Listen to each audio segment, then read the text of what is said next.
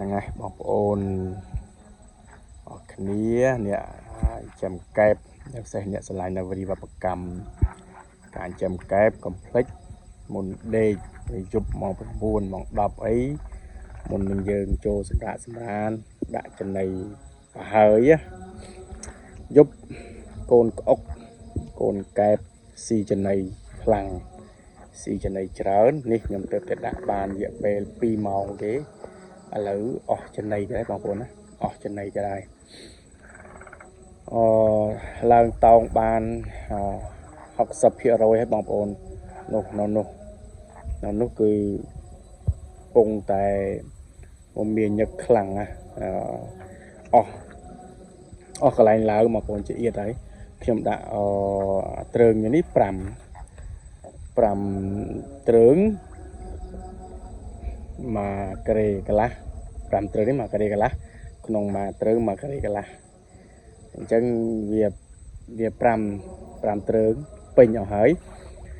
ស្អែកខ្ញុំនឹងរៀបចំបំបែកកូនក្អុកកូនកែបចេញព្រោះរួញកតុយអស់ហើយបងប្អូន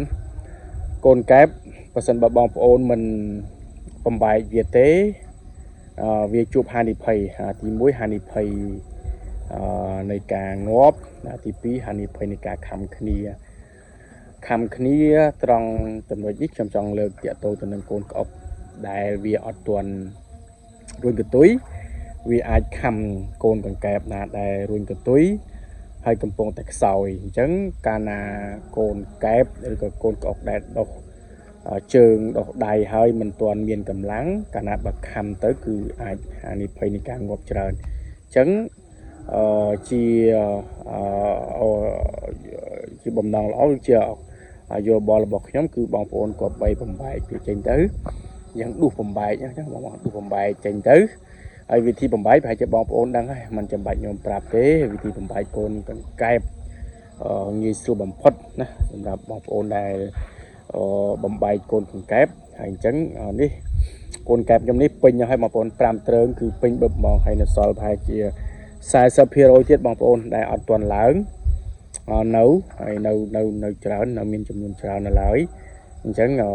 សង្ឃឹមថាស្អែកនេះខ្ញុំនឹងព្យាយាមបំបែកវាឲ្យបាន2ទ្រុងបំបែក2ទ្រុងទៀតមកហើយបន្ទាប់មកយើងនឹងរៀបចំ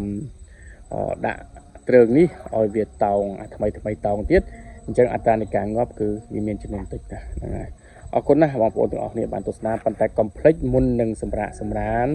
មុននឹងចូលដេកកុំភ្លេចថាបងប្អូនគឺដាក់ចំណីបង្ហើយដើម្បីបំពន់វា